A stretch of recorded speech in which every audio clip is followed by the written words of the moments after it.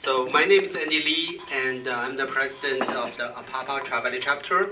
The purpose of this civic leadership is more educate people to know how the civic, different civic levels run, like a city, the school, how it runs, and just hope people, after knowing this, get more involved, participate, work at a different level. And today we have four speakers. We have the Ceremony City Council, Harrisat. We have Danville Vice Mayor, New Honorage. We also have the Dublin Mayor, David Howard. And from Livermore, we have the Livermore City Manager, Mark Roberts. Thank you. And this event is hosted by APAPA and also by the Pacific Vision Foundation. They are the major sponsor for this event. So first, I would like to invite the director from the Pacific Vision Foundation and to come to the front to speak a few words. Anthony? Yeah, they provide a great sponsorship to this organization. Thank you. Well, I shouldn't take the credit because Andy and his team did all the work. I'm just a cheerleader. But on behalf of Pacific Vision Foundation, soon to be changing the name to CLF Foundation because we want to focus with Civic Leadership Forum. It is our signature. We want to use it as a platform to encourage people to participate in their local communities. Because we all know all politics are local. And if we don't have a strong infrastructure in the local politics, we won't get too far. That's why we start from the ground. And so first of all, thank you for on a Friday evening and spending such a precious time to educate us and share your experience. And hopefully, some of you will get that inspiration and take it into action and become a full engaged citizen. And so without further delay, I just want to thank you. And I say that same word. If you want to be fast, fly alone. But if you want to go further, fly together. So be in the room and participate because if you're not on the table, again, you will be on the menu. So thank you. Thank you, Anthony. And before we have the speaker, I will have one announcement. On June 27th, between June 27th through June 29th, APAPA will have the congressional reception in Washington, D.C. This is the second time we have such a reception. Last time we had more than 30 congressmen came, and it was held as one of the congressional buildings. So I have some flyers just in case you are interested. Free, kind of take one.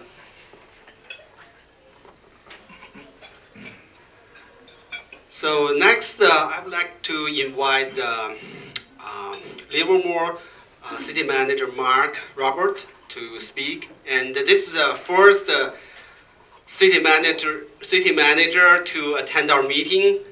Actually, I'm not sure you know, city manager is actually the CEO run the city, not the city council mayors.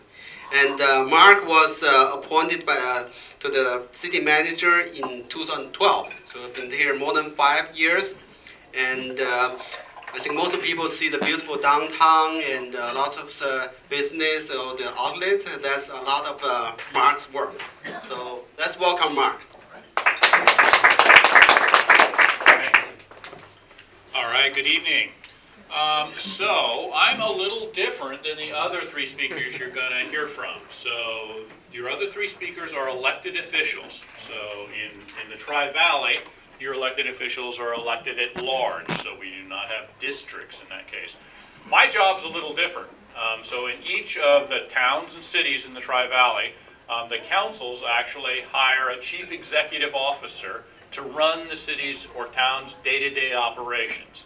And that's a city manager, because all 5 of the cities in the Tri-Valley, and in fact, most cities under 100,000 actually operate under what's called a council manager form of government.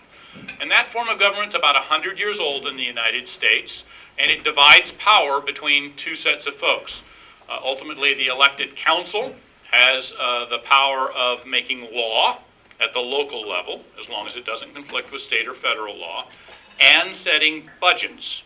Okay? And they have to do that in public, and they have to actually take public action and only discuss those items in public when they make those decisions. They give direction to the organization out in public as well, in a noticed meeting, and they do that by essentially giving direction to their chief executive officer, and that's a city manager or a town manager.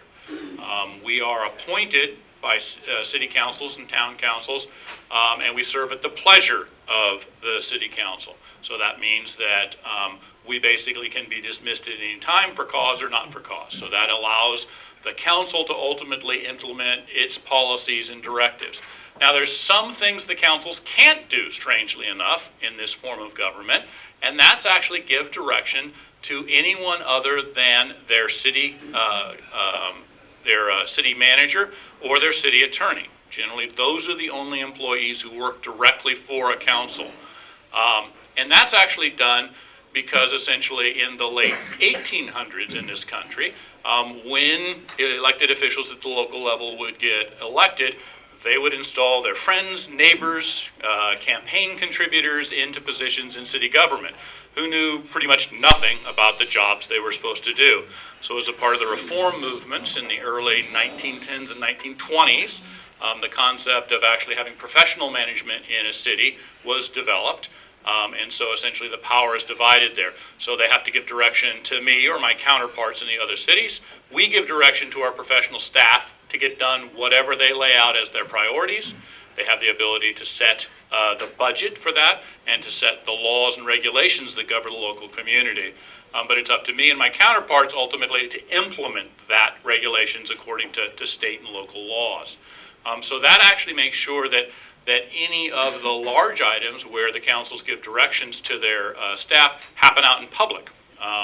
The other very interesting thing in local government is individual council members are very nice people, but ultimately until they come in together in a public meeting and 3 of them, a majority of that council give direction, that actually has force of law at that particular time.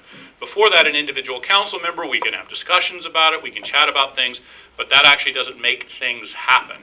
That's another feature of that form of local government. So the council manager form of government is almost all small communities in the United States. The other form of government, which is very popular, is called a strong mayor form of government. Generally, larger cities use that form of government, and that would be like San Francisco, San Jose, Oakland, all have strong mayors. The mayors have full-time jobs, and so they are essentially the chief executive officer of the organization in that particular case. So it's a different form of government, works a little bit differently. And oh my goodness, we have a special visitor tonight. You've got Catherine Baker in our presence. Good evening, Catherine. Good morning. Yes. Wow. Okay. Essentially in the Tri-Valley, all 4 of our cities in one town. Danville is a town, which is a difference, but the powers essentially between the city and the town are almost identical. The difference is in the naming on that. Actually have this form of government. So I've been a city manager, which is the chief executive of the operation for about 5.5 years. Before that, I basically worked in a number of civil service positions in the city of Livermore. Civil service, actually, for most governmental employees, what that means is you have to apply for and be appointed to the job based on a test that's generally applied to you by people who both work inside the corporation and outside the corporation to maintain the basic fact that you have some basic skills in the job you're being hired to do. It has to be a competitive process. It has to be open to the public. And those, once you actually pass that process and get appointed to a civil service position, you generally have a period of probation where you can be dismissed for any reason. Once you pass that period of probation, you do gain some rights, and generally you can only be relieved of your position essentially for not performing your duties at that point. Not because somebody doesn't like you, or somebody said something not nice about you, or even that you didn't support the mayor as he was trying to get reelected. And those are not reasons that would allow you to sort of get dismissed from that position. So on the positive, it actually cuts way down on corruption. On the negative, it sometimes makes your civil servants less responsive than you might want. At the very top of an organization, for the chief executive officer and the people who report directly to me, my department heads like the fire chief, police chief, director of library services, public works director, folks like that, those are at-will positions. So much like in the private sector, I can dismiss those who report to me for any reason I choose. The council can dismiss me for any reason they choose. So we are at will. The folks below that, deeper in the organization, are civil servants and have certain protections where they can be removed, but only if they don't do their job or if the job goes away, like when we have budget cuts. City of Livermore has been incorporated since 1876. Incorporation means that we go from being part of the county and having all of our elected officials be county officials to actually having local control. That's a very big deal. We started out as an agricultural community. We had 830 residents when we were incorporated in 1876. We now have almost 90,000 of us who live inside the corporate boundaries of Livermore, about 27 square miles. We've got wonderful things like an outlet center. How many have been to the Livermore outlets? Yay! Thank you, Catherine. Okay, yeah. So we certainly do invite you to come there early and often and leave large parts of your disposable income. That'd be very nice. Actually, it's a very, very popular outlet and actually very popular with folks from overseas. So you'll hear as many as 40 different languages spoken there, but lots of them from Japan, China, Korea, Hong Kong, very popular basically as a stop here. So from that perspective, probably our most popular piece, but also popular are 56 wineries. We're very proud of those. Our 4 breweries, our 2 distilleries. Not that we have a drinking problem, but we do really enjoy the quality of life that does, as well as the 27 miles of trails. We have about 6,000 acres of open space under permanent easement. So from that perspective, a very well-balanced community. We're very excited to essentially have all of the amenities that we have. A couple of just highlights of interesting stuff that's going on. We actually this week started production of our very first bus at our Gillig bus factory. So Gillig actually is the largest constructor of publicly owned buses in the United States. So it is a family-owned business. It has existed in Hayward, just down the road from us, for over 70 years. So we are very excited to have a state-of-the-art facility. And the very first bus that's going to roll off that line is actually going to be bought by the Wheels Transit Company, the local bus service for Livermore, Pleasanton, and Dublin. So we're very excited about that. It's 550 jobs. We're very excited about those very nice blue-collar jobs that are coming into us. So that's essentially what's brand new happening to us right here this week. Other interesting things, if you have never, how many of you have been to a rodeo? Yay, that works. That's full credit. Okay, less than half, I would say, just in a quick poll there. No, anyway, I think we had 1. All right. It's a rough room. Okay. Anyway, that's humor. Sorry. It's a learned taste, my sense of humor there. Anyway, I think, if you are very interested in that, should come out to watch. We've got our rodeo parade. It is the second weekend in June in Livermore. The rodeo parade happens on 2nd Street. It happens at 10 o'clock in the morning. And then later that afternoon at 3 p.m. Out at Robertson Stadium off of Livermore Avenue, we will have the 99th rodeo. So if you have never seen one live, it just takes a couple of hours. It's very interesting. Happens very, very quickly. They explain what's going on out there. So if you've ever wondered what actually happens in a real live rodeo, we invite you out to that. It's kind of a unique event. Not very many communities have a rodeo. And with that, I'd sort of like to wrap things up. Anything else that you'd like me to touch on before we get to the real elected officials over here? I think it's okay. We can ask questions at the end. Very good. Perfect. Thanks. Thank you, Mark. You know what, Mark? When you brag about that audit, yes, the people here are happy, but not those city council mayors. Also, I think Harry, when Mark brag about that bus, you can brag about that driverless car. We're going to have that shuttle pretty soon this year. Oh, really? Yeah. So we want to interrupt this program a little bit, and now we have a distinguished guest, Assembly Member Catherine Baker. Thank you so much. Maybe you can come to the front. Yes. I think Assemblywoman Catherine Baker has something to present to this group. It's good to see you, Andy. Thank you, Andy. And I want you, first of all, to know that I learned from all of these council members and Mark in his city manager position a lot when I first started, and ever since I was elected. And they've been very good to me and our office to advocate for the entire Tri-Valley area, to provide good advice and counsel, feedback, always friendly, and really help us look out for our area, particularly the Tri-Valley and all this area together. And so I know you're in for a good program tonight. All of these gentlemen know a lot about our community and ways to serve in very selfless ways without a lot of ego, and I think that's something you're going to see tonight. And I'm here because I also wanted to congratulate you. Tri-Valley APAPA is, for the Assembly District 16, the nonprofit of the month that we are highlighting to all constituents throughout the district. We send a notice to you'll see I represent a little under 500,000 people, and all across this community, from Orinda all the way to Livermore. This is a really wonderful, diverse, vibrant, thriving community, and Tri-Valley chapter of APAPA has been a part of that. From the moment I got to join you at your kickoff, and to all the programs you've had, even most recently the program that some of you may have gone to about recognizing the contribution of Chinese immigrants for the construction of the railroad in California and the country.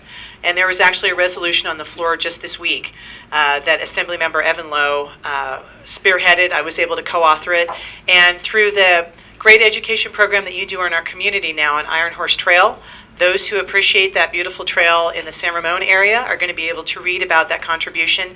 May is the month celebrating Asian Pacific Islander heritage, and we really wanted to highlight, and it came right to mind right away, an organization that is enriching all of us in our community, and that's Tri-Valley APAPA. And we started by honoring a small business every month. Then I said, gee, nonprofits are a big part of our community as well, just as much as small businesses. And so I want to congratulate Tri-Valley APAPA. It's part of a larger organization, APAPA, that has really made a contribution in California and in the country, and teaching all of us. And I thank you for the advocacy work you've done, and programs like this where you're learning what are the different levels of government, what do they do, what does the city manager do, what do our council members and mayors and vice mayors do, and how you can get involved to be part of every fabric of our community. So I would like to call Andy up, and also Cece, I see you here as well. I would be honored if you would join us as well, our founding leader of APAPA, who's come in today. And our board members as well. If you're a board member of APAPA, please join us, because I'd love to present this certificate to you. And let's do it. Oh, wonderful. Oh, terrific. Get your sponsor there. And this is a resolution on behalf of the California State Assembly. It doesn't have a lot of whereas. I do actually try to keep it short and sweet. Certificate of Recognition, Tri-Valley APAPA and San Ramon, Nonprofit of the Month for May of 2017, specifically chosen because this is a Heritage Month that's important to recognize. In recognition of your successful nonprofit organization, Tri-Valley APAPA, supporting the advancing awareness of Asian and Pacific Islanders throughout education, outreach, civic engagement, see, I'm buying you time to get organized here, community services, and youth leadership, with an outstanding intern programs. Congratulations on being named the 16th Assembly District Nonprofit of the Month to Tri-Valley APAPA. Congratulations.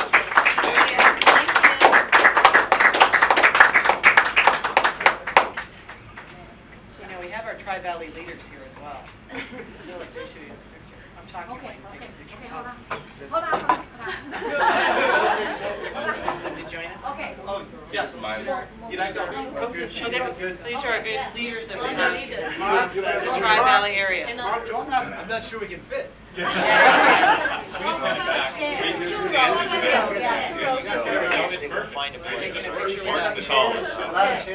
Should we get some chairs? We need a bigger certificate. Good work, everyone. Really great work. Say cheese. Cheese. Look at me, okay? Okay. Eyes on me. All right. Got it. Okay, don't move, don't move. Okay, look at here. 1, This is real work. 1, 2, 3, smile. Okay. Wow. Thank you. Thank you so Andy. much. Really, thank you. Wonderful, good work. Thank you. Thank you.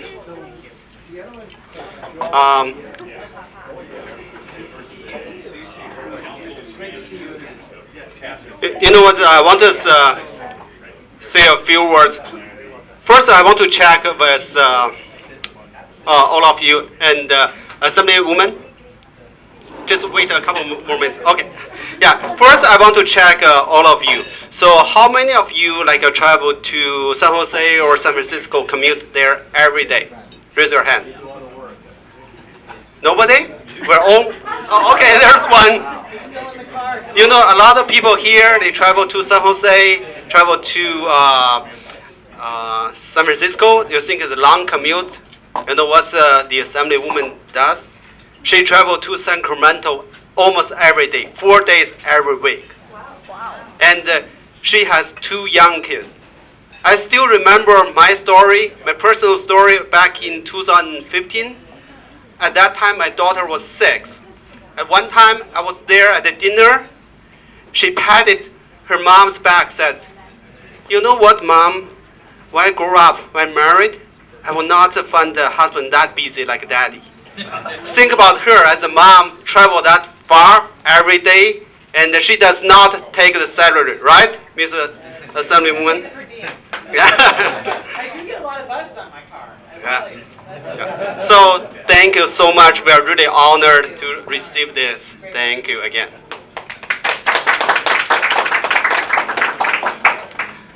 So next, I would like to invite, I think, the San Ramon City Council Harry sit next to me, so maybe I can invite him to come to speak first. And I think I met Harry 2 or 3 years ago, Right. after you got elected. And do you know he is a teacher? You know this pin? Maybe you can tell the story. It's 15 years anniversary as a teacher. She teaches in Fremont. And also, his wife is Asian. Oh, do you know that? She's a Chinese. Yeah, so I think as my councilman, because I live in San Ramon, I'd like to welcome the council member Harris back. Thank you. Right. Well, yes. First of all, it's good to be here, and I think we should consider ourselves really lucky for the people who we have in this valley who give us what we have in terms of our towns, the way they're laid out, our cities. And tonight we want to share just some ideas with you about what it's like to be on the city council. I'll tell you a little bit about myself just real briefly. My wife Diana and I moved to San Ramon in 1999. And we have 3 children who are in San Ramon schools right now. My oldest is Cal High. She's a freshman. And my 2 boys are in 5th grade and 4th grade. So they're in the elementary schools, and we live in South San Ramon. I was just talking to David Haubert. You know, I'm one of these guys, I love this area, and I love to go to these other towns and to eat at their fine dining establishments. Not that San Ramon doesn't have a growing palate, but we're blessed to be in such an area, and even getting out to Livermore from time to time, where we can offer. We have such a wide variety of things to do in this valley. Now, being from Southern California, I know about things to do. Right? You can go to the beach. and you can go to the beach. And if you don't like to do those things, you can go to the beach. And I did a lot of that in my younger days, and definitely enjoyed that. But living up here in Northern California, moving up here, living in San Ramon has just been a real dream. And I think you mentioned my wife being Asian, and her mom is from Hong Kong. Her father was born in China, and they moved to Detroit. And he actually was a Korean War veteran. Frank Chan, my father-in-law, served in the Korean War. He's still alive. I think Frank is 92, as healthy as I am. And he was a translator for the United States Army. And so they relocated. He met his wife, Yui, in Hong Kong. And they came out and made San Jose their home in the 1950s. And they had their children, and Diana was the youngest. And my joke, I'll share this with you.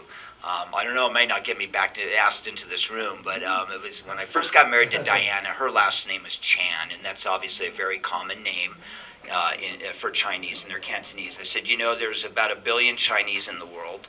I don't know how many Chans there are, but I definitely got the best one. Somebody just held up a finger and said there's 2 billion Chinese in the world. I better get my facts right. I got married 19 years ago, so those numbers have changed. But definitely what we looked for in picking a place to live and raising our family, it's like everybody else. We were having this conversation. We all value the same things in our community. We value the same things in our families and our same ethic. And we're lucky to be in communities that promote that quality of life. I want to share with you a few things. Andy asked us to speak a little bit about roles and responsibilities of a city councilman. I was elected.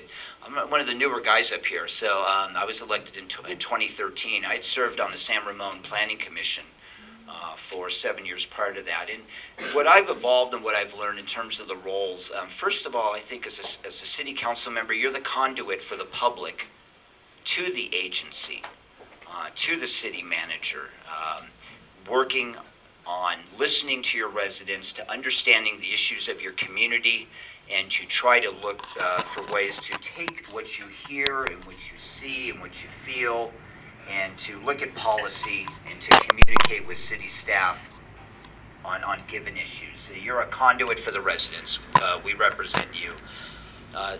The other thing I would think I would add to that is your, I guess in the most simplest terms, you are an elected representative. You have this level of accountability to yourself and to your community for your knowledge, for being prepared. That's a heavy responsibility, as you can imagine, and it's very involved. It's not just reading, it's meeting with people. It's talking to, especially for me, someone, even though I have 11 years in this kind of work, not as a city councilman, but I count my commission years, because they're very, as these guys can testify, there's a lot on your plate as a commissioner, but you lean on your city staff, and you learn from them. And I think a responsibility of a city council member is to be very willing to be an excellent listener. An excellent listener. You're listening to your community, and you're listening to your staff. I'm going to talk to you about 4 things, I think, in terms of responsibilities, and I wrote these down because I refer to these often for myself.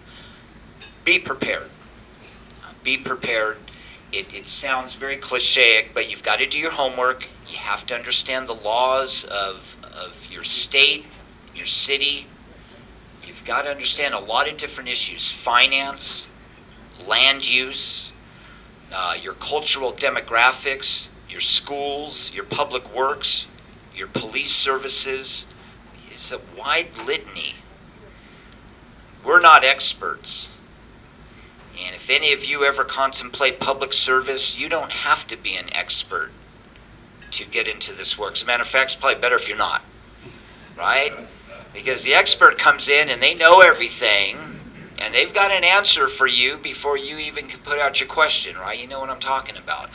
You want to come in and you want to be someone who's willing to learn and advocate, and that to me is about being prepared. We're not going to be experts. As a school teacher, I couldn't tell you the first thing about engineering except there's 3 E's in it.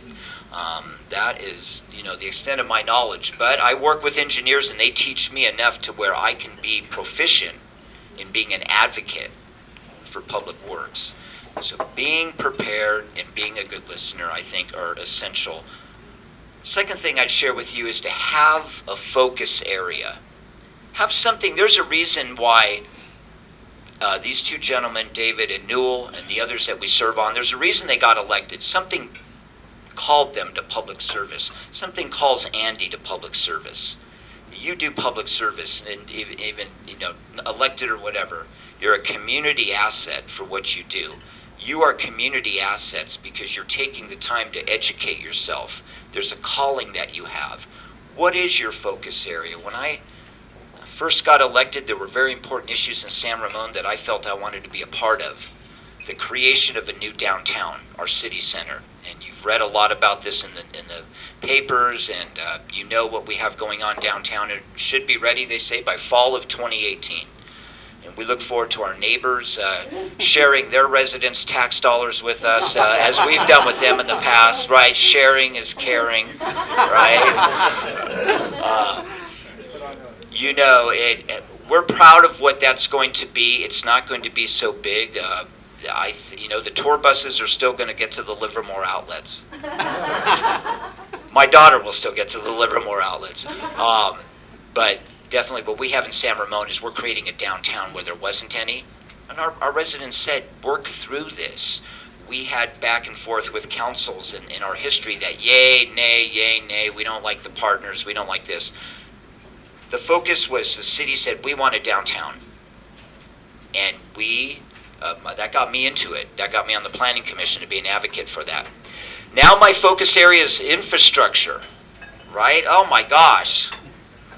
And they say, and I'm for hey, let's look at ways to pay for what we have and sustain it. What's our infrastructure like in San Ramon? And when I came on, we actually had a very large infrastructure bill. We had a lot of deferred maintenance. Depending on who you looked at, it was $15 to $20 million because of a lot of circumstances, which I won't get into, and not for any bad reason. It just accumulates like many cities have. At the state level, the state has put quite a few new taxes on us as drivers and users of California roadways. She voted no. Catherine Baker said no on that.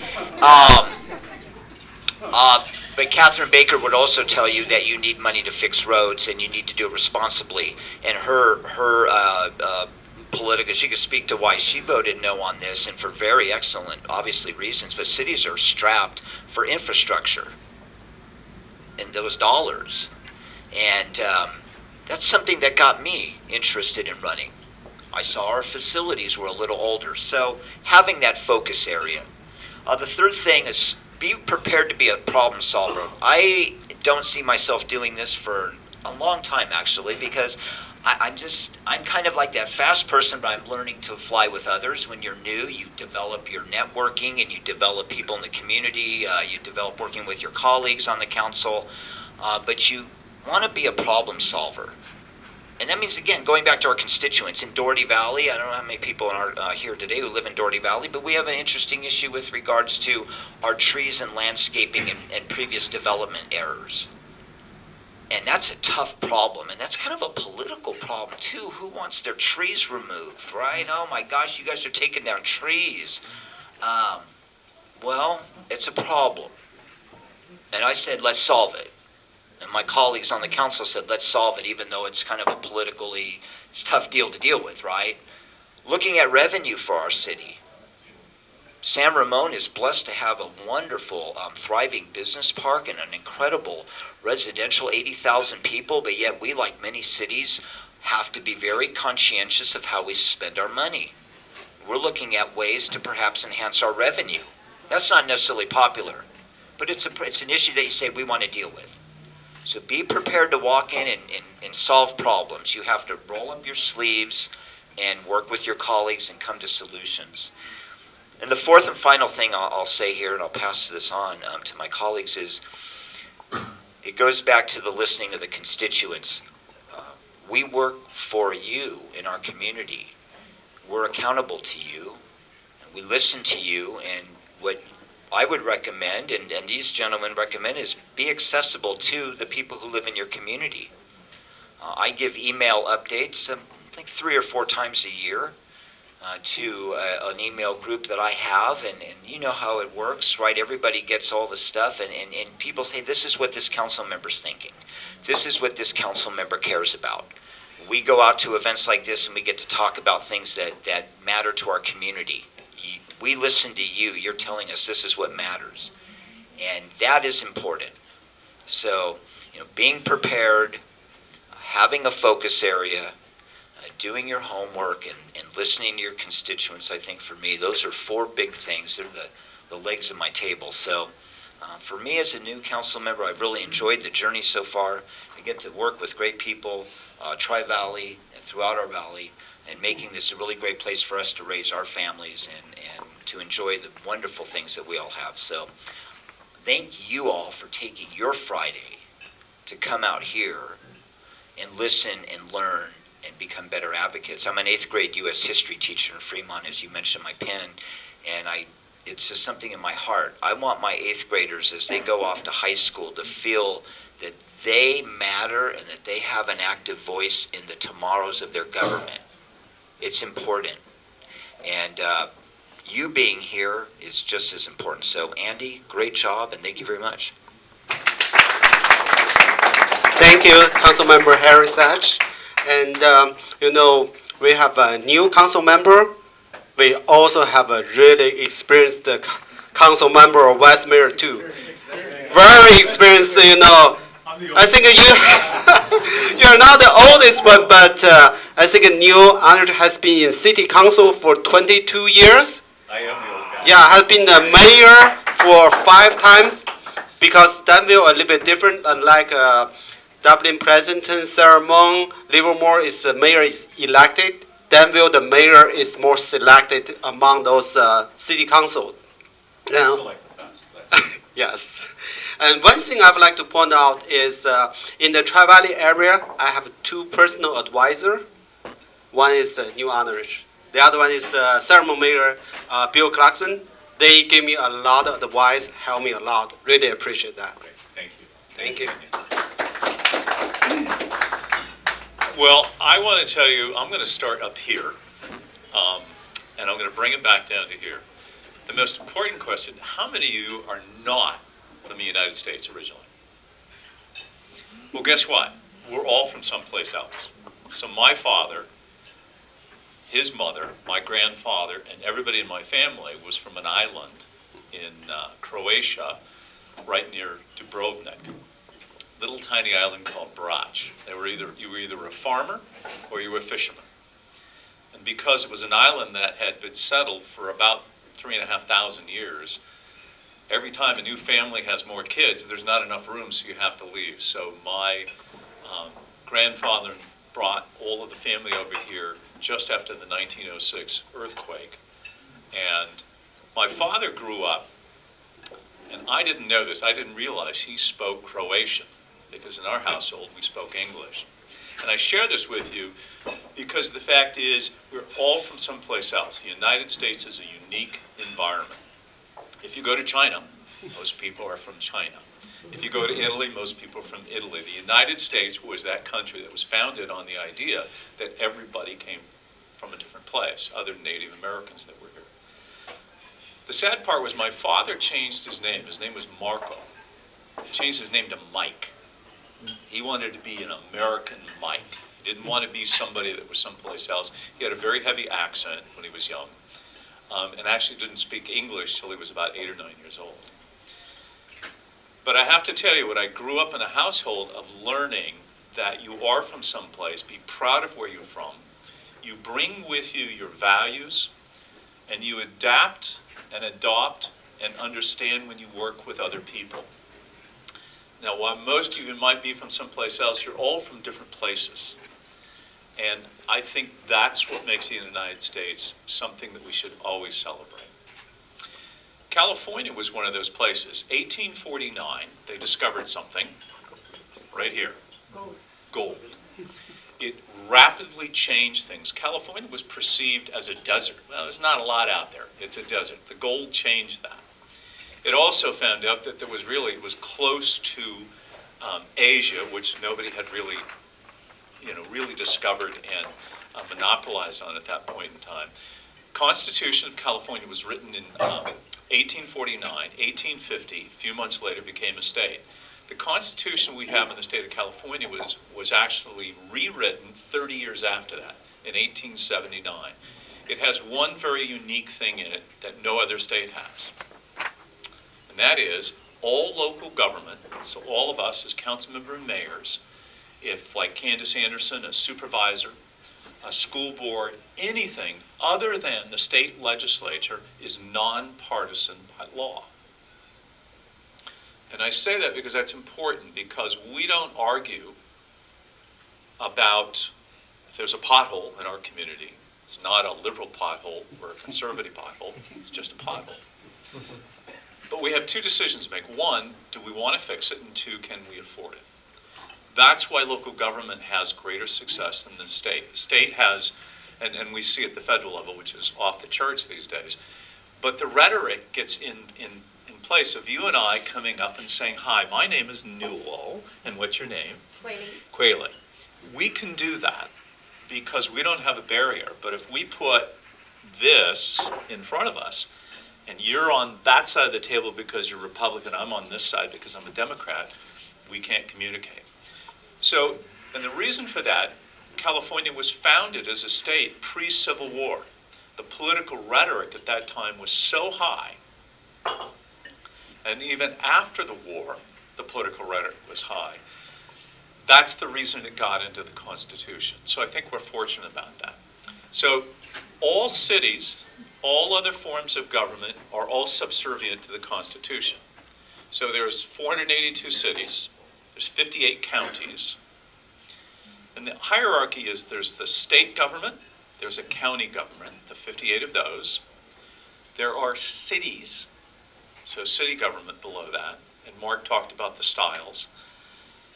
There's also 2,109 special districts, and every one of those have elected bodies.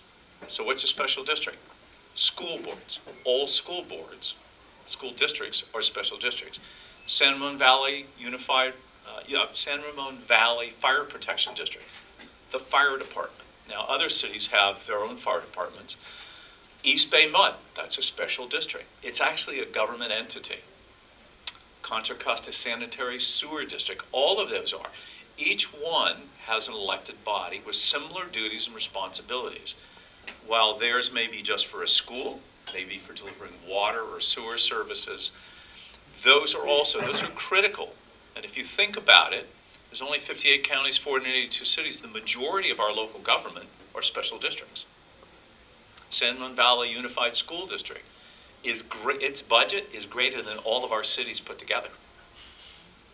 So when you think about the scale, Danville's a 30 million, San Ramon is about 60, almost 60, 40 something, 100. The school district here is $450 million. So it's a big district, very important. So the majority of your tax dollars actually go to school districts. And the other districts, most of those are fee for service, other than fire and things like that.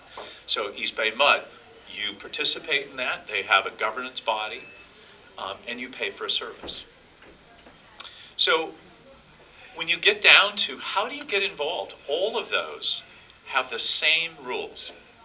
And as Harry said, you have to have a desire. I started like Harry. I started off, I'm an architect professionally.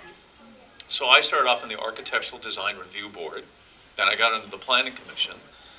I ran for one reason. I ran for office. I was so upset and embarrassed by the governance in the town of Danville. Now, most people don't remember this. We were actually considered the worst financially run city in the state for a while. We made national news. The FBI was investigating our city. I was embarrassed. I happened to be chair of the Planning Commission, and I said, you know what? I think I could do better than this. And I had owned a company for with multiple offices, and I said, well, I kind of could do this. Well, I quickly learned. I did run. I did get elected. Government is not like a business, right? We have people say, oh, we'll run it like a business. Government is not a business, nor should it. It's not its role. Government is supposed to be there. So the first Monday in October in 2008, the day before, our national leaders got together in the United States and made a significant decision that they would bail out the financial companies in the United States to save our economy and not devalue the dollar to create hyperinflation. Probably the most significant decision next to the Cuban Missile Crisis that would have had an unprecedented impact in the United States. The Friday before, government was in business, and on that Monday morning it was in business. But there were some companies who didn't survive that. They didn't bail out all of them, and they went away, and we saw the impact of that. Government's role is to be there when you're sleeping at night, providing the services, to do it quietly. It should not be politics. That's the unfortunate. It's governments paying bills, paving streets, making sure it's safe. Why should that be politicized? And it's because we've created a political system, because it's easy to argue. If I know you, now that we've shaken hands, it's a little hard for me to shout at you, because I know you, and I know that would hurt your feelings, and conversely. So in California, we really are fortunate. So keep in mind, when you run for local offices or any of those 2,109 special districts and school board, it's nonpartisan. By law, you can't tell people you belong to a party. Enjoy that. That is really a wonderful opportunity. Why get involved? Everybody has a reason. There was one moment, I want to get involved because I want to fix something, I want to help something, I want to give something back. All of those reasons are absolutely wonderfully valid reasons why you should do it. But most importantly, you have to do it selflessly. So as a company, as owning a company, I don't do work in my community. I don't do any business. And it's hard. Now, there are some people who are on councils. It's really hard to do that because you don't want the perception of conflict of interest. It also reminds you, you're here to listen. You're here to do the right thing and make the best decisions possible. But your profession, your background, actually is what helps you make those decisions. So all of those things are important, but you have to make sure that you really separate those. And don't think that you're going to use that office to help your business or your career. But I guarantee you, you will learn more than you can imagine. I have learned in 22 years more than I think I ever have in business about how to deal with people, how to deal with complicated matters, and even financial decisions. And I will tell you, Danville is the most cost-effective in Northern California. It has no debt, has no post-retirement obligation. It has no unfunded liabilities in pavement. We have to do business differently. Is it because we're so good at it? Yeah, maybe a little. It's because our resources based on 1978's Prop 13, we didn't get the good end of that stick. The way the property tax got divided, we got so little property taxes. While our residents, and I pay a lot of property tax, it does not come to the town of Danville. It goes elsewhere to other agencies. So it's different. Older cities have much bigger slice of the pie. So we have to find a way to do business differently.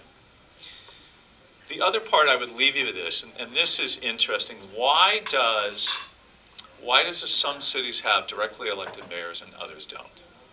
The simple answer is somebody got skipped being mayor. Because the Constitution says, if you're a general law city, it shall be a rotating mayor. So how do you then end up with directly elected mayors? You can go to each one of these cities, and I'll start with San Ramon, because I saw it unfold with friends of mine, and it almost happened in Danville, where they ended up passing an ordinance, put it towards the people, and they changed the law to go to directly elected mayor. So does a directly elected mayor have any more power over a rotating mayor? No, not at all. It's all perception. So whether you're directly elected, because the Constitution still says the mayor is this person, you have the same voting rights. But When the phone rings at midnight because something's happened in your house and you're upset, who do you call? You call the mayor. And by the way, there's council members, there's other people. Call any of those. I'm kidding, but the point is, no, just call the mayor. Yeah, call the mayor. Yeah, but if you want to pass a compliment, call the council members. So, how many of you really would like to get involved in your communities? Be on something that's elected. Be honest. Raise your hand. I want more of you. Okay, let's practice. Does your hand work? Raise your hand for a minute. No, everybody, just see if it works. Raise your hand. Come on, you can raise your hand. You can raise your hand too. See, it works. Now you all want to be part of it. You should leave this room and say to myself, I want to be part of my community. I have the right. Doesn't make any difference where I came from. I will bring the values. I'll bring a perspective of my community to a council, an elected, a school board. And school boards are probably the most important things in our communities. The majority of our money in California as a single entity, half of all tax revenue goes to public schools, half, across the board. So we ought to care about that. You should care enough that you say, I'm going to raise my hand and run for office. And remember to make sure you have a lot of friends because they all have to vote for you. So anyway, I hope we get to answer some questions. Please get involved. CC, your leadership, Andy, all of you that have helped organize these events, don't stop. But by the way, your job is, maybe you're not going to run for office, but you're going to take over Andy's job. And your children are going to take over that person's job. So make sure that you stay involved. Don't ever be intimidated because somebody perceives you're from someplace else. Thank you. Thank you so much, Nils. Another thing I would like to point out is I met Neil because both of us are Rotarians. So at first I contact Neil and say, hey, Neil, I'm the Rotarian. I'd like to talk with you. So he was really nice, kind of started conversation. Another thing is both of us are the board member for Leadership San Ramon Valley. So if you are interested, and I think there are a few graduates here, Lily and Masha there, and Sridhar, yeah. Yeah, okay. So if you like to apply, and you can talk to me or to Neil. The next one, I would like to invite Dublin Mayor David Hobart. I think you are the first term mayor, and you are kind of still new, but you are new in this area. You are the school board member before, right? And one thing I would like to point out is he told me like he has visited China for 3 times just this year. So you see the pin. He has the U.S. and China pin there. So he has been doing a lot of work with China and kind of doing a lot of business and also promote Dublin. You see a lot of change in Dublin. So let's welcome the Dublin Mayor, David. Thank you, Andy. Ni hao. I want to thank Andy and Cece and the group here, Civic Leadership Forum. This topic and your being here tonight and your passion for local government is amazing. It really is, and it will pay off in spades. What you learned here tonight will last you a lifetime. And as Newell said, stay involved, keep getting involved. We want to keep you involved. The first thing I did was appoint a member of the Dublin Chinese Association to the Heritage and Cultural Arts Commission because we want to bring that culture in to our community. I am David Halbert. I am the directly elected mayor for Dublin. And I'm actually in my second term, Andy. We have 2-year terms. Nobody really ran against me when I ran for re-election, so it was okay. I got one guy, he got 10% of the vote. He's a great guy, but he wasn't going to win. And I didn't have to run an election, so I got re-elected very, very conveniently. Okay. Before I was mayor, I was city council member. I highly recommend you be a city council member before you run for mayor. That's a good thing. You need the experience. Before that, I was a school board trustee for 10 years. And Newell said it right. Everybody got elected for a reason. There's something that happened that draw us to run. I moved to Dublin in 2000. And anybody from Dublin? A few? Okay. Anybody know about East Dublin? Okay, we know what East Dublin is. When I moved to East Dublin, there was only one school in East Dublin, and that was my daughter's school. And it was only 250 students. Now there are thousands of students coming from East Dublin. And I felt like the school needed more attention than it was given. Okay? Only the classrooms were there. No library, no computer room, no gymnasium, no cafeteria, only classrooms. I thought, how could this be? What are these people in Dublin doing? So I got involved in that school, just her school, for 2 years, site council chairman. And then I decided to run for this school board. And the rest is history. 10 years on the school board, 2 years on the city council, 2 years as mayor, and then reelected last November. And I want to start by saying there's only one thing I do. There's only one thing we as electeds do, in my opinion. It's serve the people. We are elected of the people, by the people, for the people. Okay? We're one of you, and we represent you. And if an elected official forgets that they represent the people that elected them, they will quickly, hopefully quickly, be broomed out of office because somebody else will come in and fill that role instead. We elect you, our constituents. So what does that mean you have to do? Well, first of all, you have to know your community. I'm out in the community. My nickname is Dublin Dave, okay? I'm out in the community as much as I can be. It helps when you have kids in school. It helps when you're active, when you're part of the Rotary Club, which I am. When you're out in the community, you get to know the community. You can't represent the community if you don't know the community. Know the community. So how do you know the community? You be accessible. Indeed, we get phone calls late at night. We get emails in the middle of the night or in the morning. And you have to be accessible. Everybody in Dublin has access to my cell phone, my email address, my home address. They never knock on the door, but they always call or they always email me. And I hold office hours every Friday. If they want to meet with me, they make an appointment, and I see them on Friday, usually Friday afternoons. So you have to be accessible. Know the people and be accessible to the people, okay? Do you have to do it within the confines of the law? Of course you do. But that's basically to serve the people. So what I always say is you have to have a platform. You have to stand for something. What do you stand for? If all you want to do is get one thing done and you're a one agenda item candidate, you're going to get that one thing done and then they're going to get rid of you or you're going to quit. But you have to have a platform. Every candidate should have a platform, but every elected should have a platform. For me, public safety is number one. We have a very safe community here, so we sometimes take that for granted. But public safety is number one. If crime soared, we would all start freaking out, right? Public safety, number one. Number two, for me personally, education. Even though the city doesn't have responsibility for the schools. Newell did a great job of explaining just how much money goes to the school district separately from the cities. However, we all serve the same people. And schools are very important to every community. So I put schools number two with an asterisk because it's not really our responsibility. They sometimes call me the sixth man on the school board. We have 5 school board members and me. I'm always trying to help the schools. Always, always, always. But after that becomes traffic, okay? Traffic and traffic congestion, becomes economy and jobs, and it becomes parks and recreational services. Those are the top 5 on my list. Parks and recreation, and within parks and recreation, I consider our seniors. There are programs and services for seniors, okay? That's my platform. So you have to stand for something as an elected.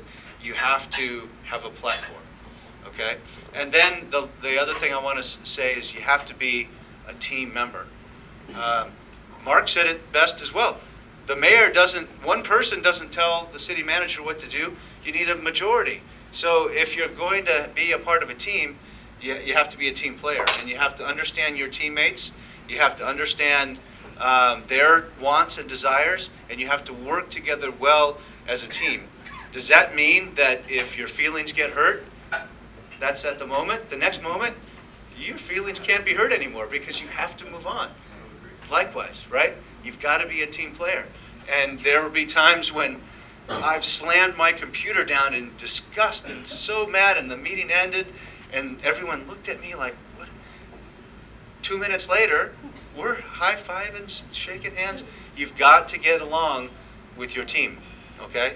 So, of the people, for the people, by the people, you've got to know the people. That means you've got to be accessible to the people. You've got to stand for something and have a platform, and you've got to be a team player. For me, that is, in a nutshell, all about being elected, about being the role of the mayor. I'll add one other thing, because the role of the mayor is no different than a council member. We have no more power than a council member. We're one of 5, but we are the public figurehead. So indeed, they call the mayor, right?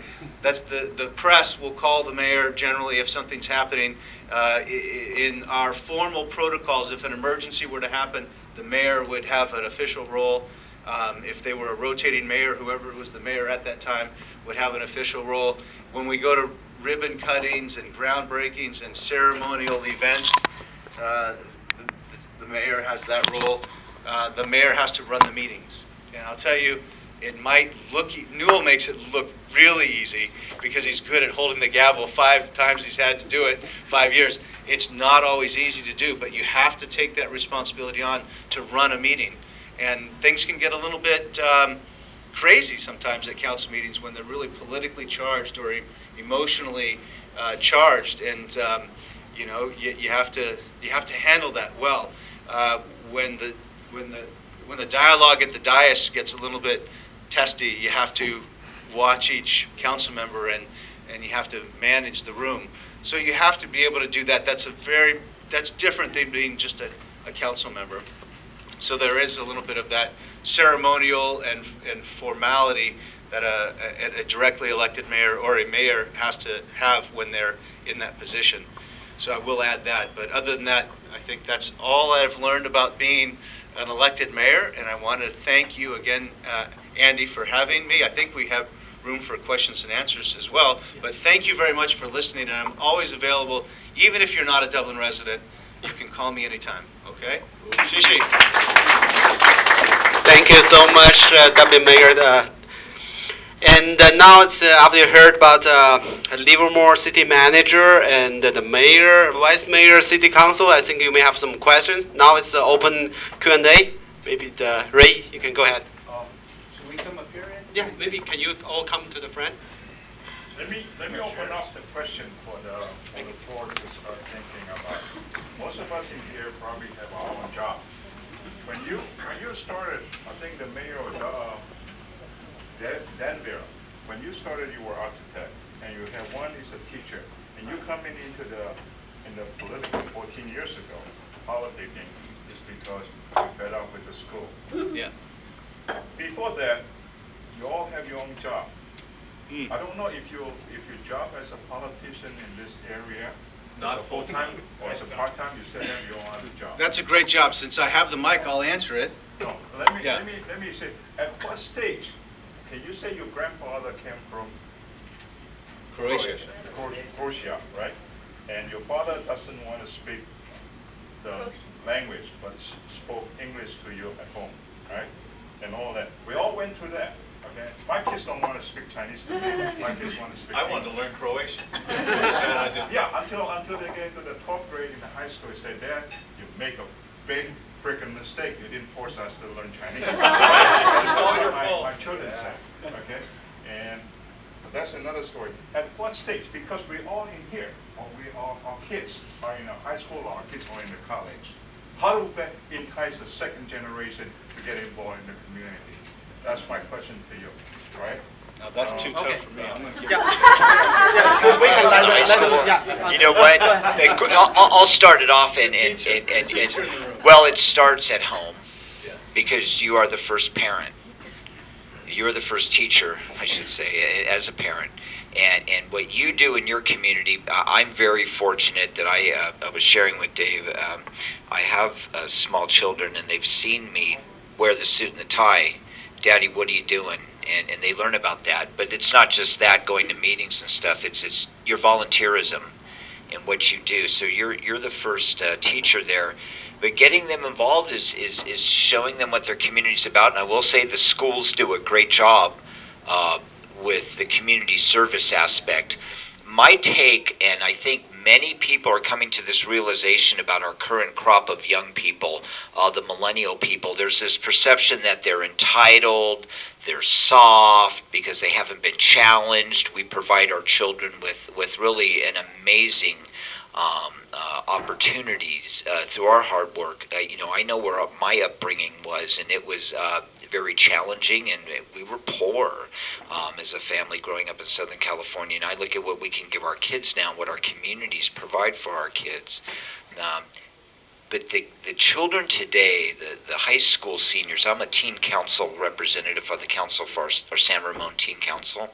These children are smart, and they think globally, and they really do think about big problems, and they think about ways to give back. And this is not just in our valley. This is what they're finding with the millennials. Sure, they're different, but they're very much inspired by big idea things. And I think there's a lot to be said for giving these folks the benefit of the doubt and encouraging them in these endeavors of community service. I'll pass the mic on for other thoughts here. I would just add that I didn't tell you the other part of the story. My father learned really good English with no accent, and that was important to him. My father volunteered for everything. I mean, there wasn't a project he didn't volunteer, mostly with schools. He served on a grand jury. And my father only had a high school education. But he felt the most important thing he should do in this country was give something back. And I followed him as a little kid everywhere. He took me to meetings, and as a kid I didn't want to be at the meeting, but it worked. It really worked. So in the same sense as Harry said, my kids, when I first ran in '95, my kids were really young. They campaigned. My son was on this, knocking on doors, going down one side of the street, and somebody says, "What's this little kid doing?" "Oh, I'm here. My dad's running for city council. Will you vote for him?" He goes, "Well, why should I?" And he'd start to answer a question, and they said, "Well, you want to talk to him? He's right across the street." And I come across, and so my kids are those kinds of people. They volunteer for everything they do. So you as the parent, the most important thing is don't just get involved for you. Get involved for your children, because it will inspire them to do that. How do you do it? A lot of us, Harry has probably the most challenging time, because he has a fixed schedule. He has to be at work at a certain time. Dave and most of the rest of us, we all own our own businesses. So we can say, you know what, I can adjust my schedule so I can do public meetings at different times. Most public meetings are at night, early in the morning. It is hard to do. It takes a lot of time. It's a part-time job. You don't really get paid to do it, unless you're in San Francisco or the large city. Those are pretty much full-time jobs. Locally, these are not. But when you are a mayor, depending upon how you do it, it could take half your time. It could take all your time. You could spend 20 to 40 to 60 hours a week, but it's rewarding. But don't hesitate to get involved, because it's not just for you, it's for your kids. They will absolutely remember it. Just like you said, they don't want to do to learn the language now. They want to learn English, but later on in their life it comes back to them. And it's the same thing. I wish I had learned Croatian, and just to have another language like that. The one quick item too is that you don't have to bite off being a city council member as your very first step out of the box. Almost every community has if city government is the flavor that you like in volunteering, everybody has commissions and committees. Maybe your passion is parks, and you can then make recommendations to your city council by being a park commissioner. Maybe it is land use and how the community developments. Becoming a planning commissioner is a great way to do it. It's a much smaller chunk of time. In other words, you are talking about dozens of hours a month, not hundreds of hours a month, and it's one subject normally. So I would say that like the others, one of the best ways to get your kids involved is to model that behavior. And so if you look out over your community, almost always you'll see little ads in the newspaper, little ads on the city's website saying, "Hey, we're looking for park commissioners or human service commissioners or somebody to work, in this area or that area."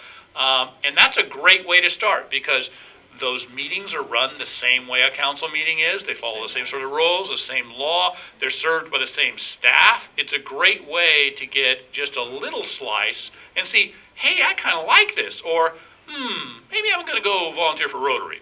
There's a couple. It's not everyone's cup of tea, but it's a great way. Yeah, exactly. It's about most people, I think Yeah. you find. And then you kind of go, then maybe an elected position at a special district, because fire's my thing, and I want it, or utilities are what I want to do, East Bay Municipal Utility District.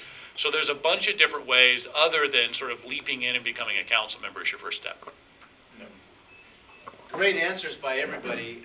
I'm going to answer it, take bits and pieces of what they said, but I'm going to just say that I'm going to answer the question from a faith-based answer. I'm a Christian. I believe God created everybody for a purpose, and not every purpose is the same. I have 3 daughters. My oldest daughter can be an elected official. She's very outgoing. She's seen me in action. She was elected by her students to be the student rep to the school board. My younger 2 daughters would freak out if they were told they had to be elected. They would never want to do that. They're different, but they help out in different ways. And so what I would say is, do anything, but do something. Okay, what does that mean? Volunteer or find your niche. Encourage your son or daughter to find, as Mark said, you don't have to run for mayor, but you could be instead on the site council of a school, or instead volunteering at the things that feed your passion, because God made you for a purpose. So I would say do anything that they want to do that feeds their passion, and then step back and let them do it, and let them keep following it. They will fall into it more and more and more. Would not push them other than to do something. You've got to do something.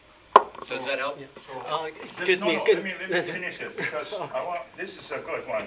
So we, sitting in here, we have all our own job. There's no reason for us to say, hey, I don't have the time, I have other work. I think you guys did a good job by sacrificing. You have your own job, but then you go into the community. So we, as a Chinese or Asian American in this room, should start thinking that way. Yes. Okay? We cannot say, hey, because I have a job to do tomorrow morning, I don't have the time. So that's the difference. Do something. Thank you. Thank you. So we may have time for a couple more questions. Anyone? Go ahead, Doc. I live in the jurisdiction of Sacramento County. So what's the difference in the dynamic of public service between county and city? Full-time versus part-time.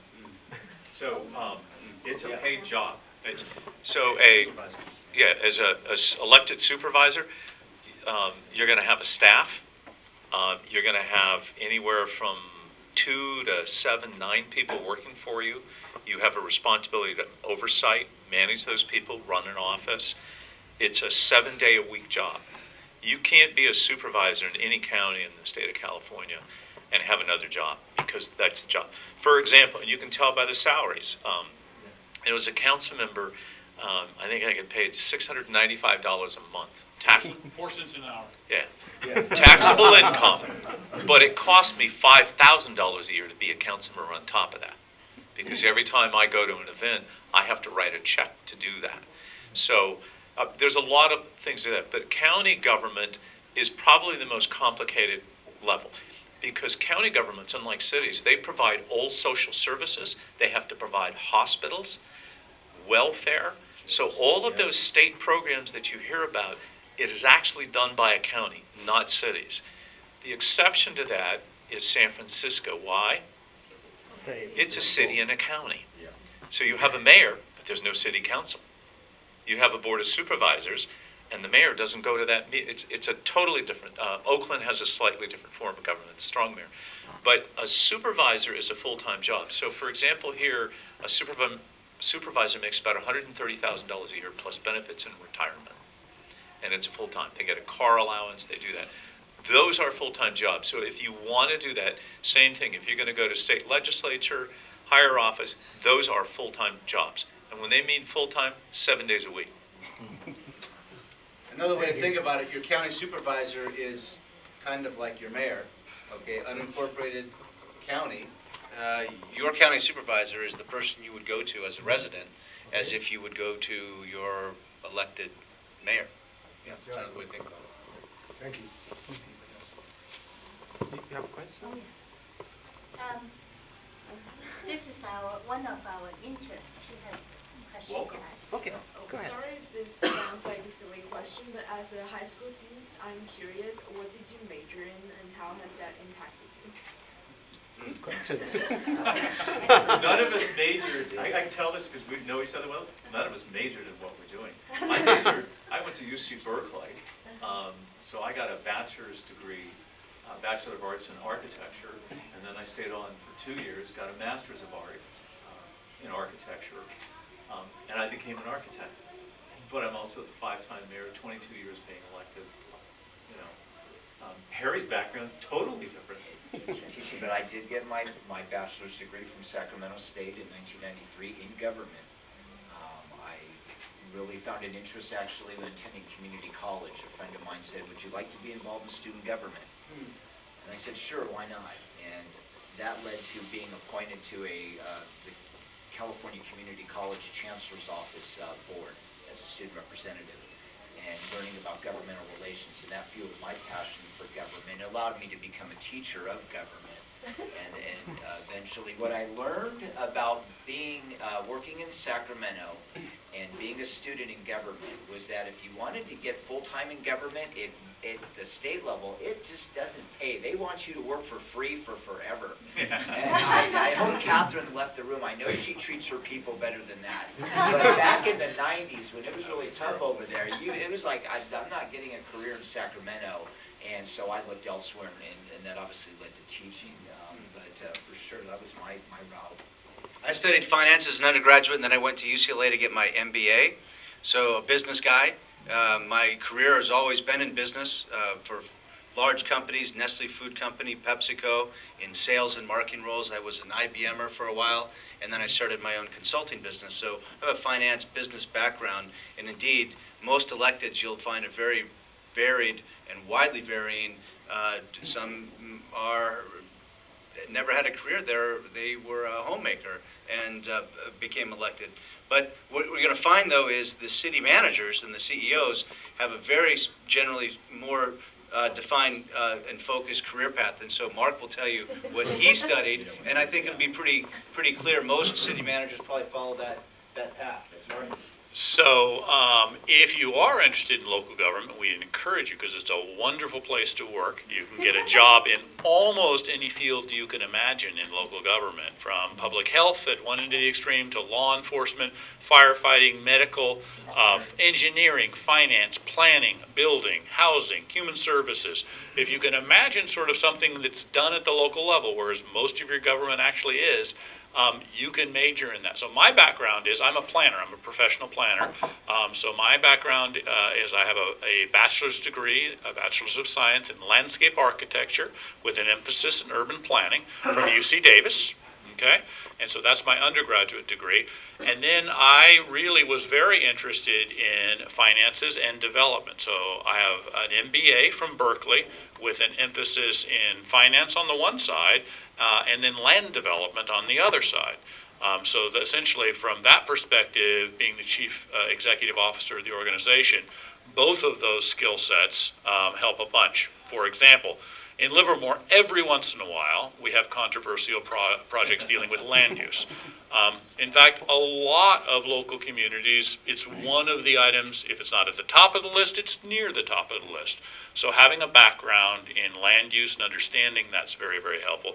And clearly having an understanding of finance and essentially all of the items that are a part of that are very important. But even if those two things aren't your cup of tea, if you like service and you like making a difference, the local level is the place to do it. Because you'll get to see, first of all, you have more responsibility than you would in some private sector companies at a very early part of your career, and you get to see the impact on the ground. You know, it's that way because you did it, and that's pretty cool.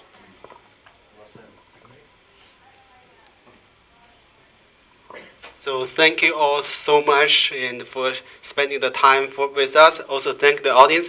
Also special thanks to CC, our founder, and he drove from Wackville to here to attend our event. So thank you so much, CC. Okay, you have one more question? Okay. I just wanted to thank my three Ohio chapter leaders here. Oh, yeah. Mr. Wang and Xian and she, the three guys from Ohio. Here. What part of Ohio?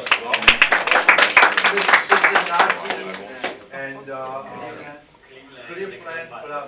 We're each from three different cities, Columbus, Cleveland, and Cincinnati. We are very, very fortunate that to be here at the invitation of CC and the wonderful organization of APAPA.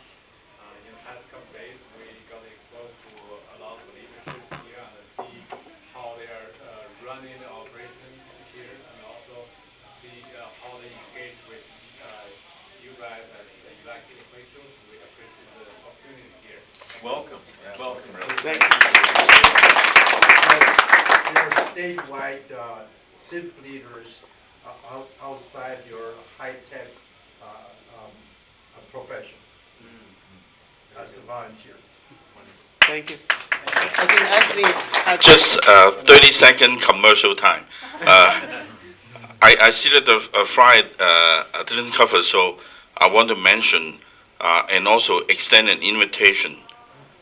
There's going to be a 3 days National Civic Leadership Forum in Washington, D.C.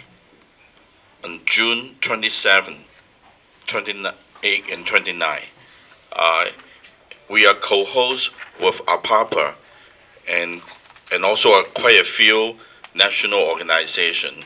What we would like to do is we want to share the best practice from the local civic leadership forum around the country and also bring it to a national agenda, which CC leading that three main from immigration, education, and healthcare that we all care about. And we also will march up to the Capitol Hill and have a face-to-face meeting with all our reps. And we'll have a lot of conclusion planning for the future. And I invite you all, make the time, and also the speaker will go and attend. And if you have any need, our foundation also have a small travel matching grant. Just contact me and I will try to help as much possible. But we feel that CC and his leadership team put in so much effort, lead us to that way. And so I encourage everyone will try to attend and participate. Thank you, Anthony. I think it's the Pacific Vision Foundation is very generous. So if you want to go talk with Anthony, and I think next time we still have some time with the elected officials, city managers. I mean, you're welcome to stay here. We can, just come out, talk with them, get mingle, get their car, maybe sometime have coffee with them. So I think this is. Andy, I want to invite folks out. San Ramon's having their Art and Wind Festival. So, I know you got the rodeo on your calendar. that's Memorial Day weekend. Yeah, Memorial weekend, Sunday and Monday. Sunday and Monday. Yeah, we have that every year. So I think that's it for this meeting. Thank you, everyone, so much. Andy, thanks again.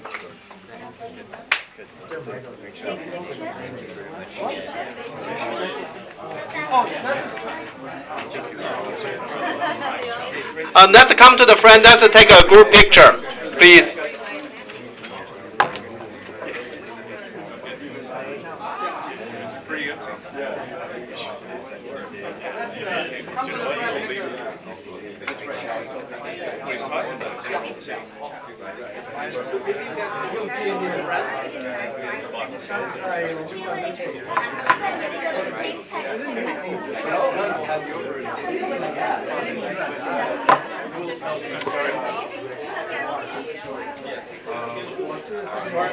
CC.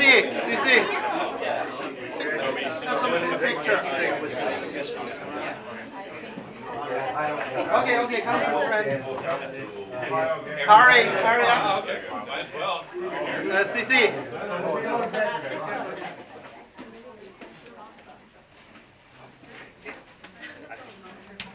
Okay, come on. Come here. Anthony, come here. CC, come here. Oh, let's go. Everybody's running. Hey, who's gonna snap the camera? There's someone chair. Come here, come here. Guys, come here. Ray, so we're doing our DC.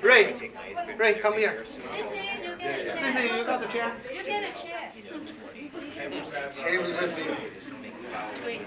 Statues, hey, take pictures. Is that, Look friendly. is that the white, okay? Is that wide enough? Warm, is that okay? No. Absolutely. Angle you're pointing at. No. Didi. Okay. Okay. Make sure your eyes look at me, okay? 1, Okay. 2, 3. Don't look at her. Okay. There you go. Okay, okay, my turn. You gotta slap. Well, look at that. Uh-oh. Careful.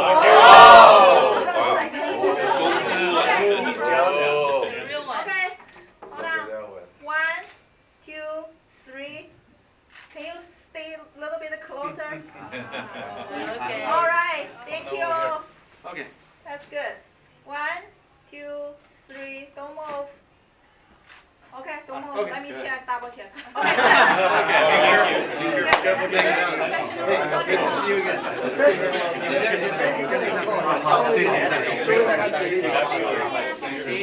Nice to meet you guys. I lived in Cleveland for 2 years. I know Grace, Michael Bowman, and lots of friends in Cincinnati.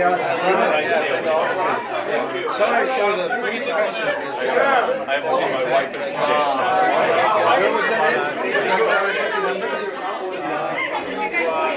New York.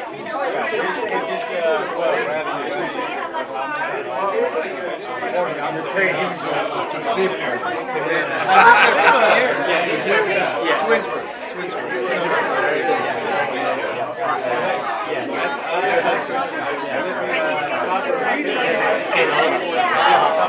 Dublin, Ohio. Yeah, for sure. In fact, we may go to Dublin for they're having the gathering. They're having they call the gathering. And all the Dublin cities in Dublin. We have Ohio, Georgia, Cincinnati, and they will invite all the Dublin to put my name because they have the 30-year anniversary of some festival that they have.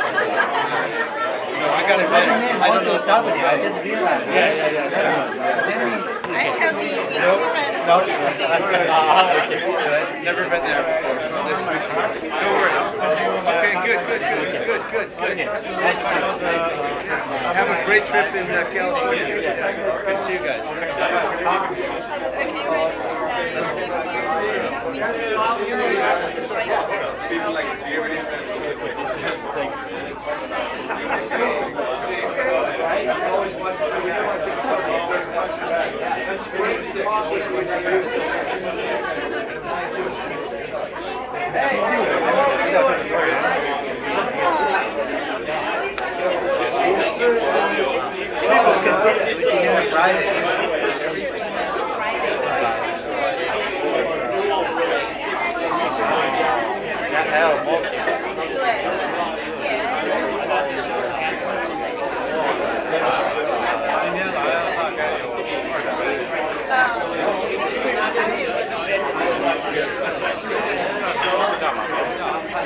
他说今天换地方，赶紧去地方小点。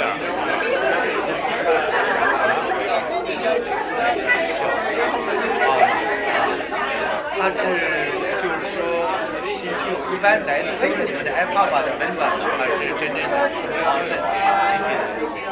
open APAPA？哦，那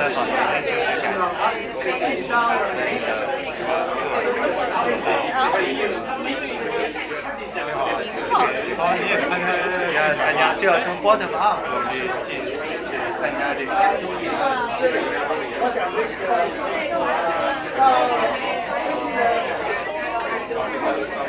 HUI 啊，那欢迎。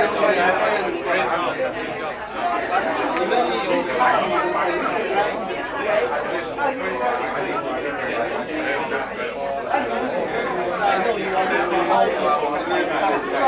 有。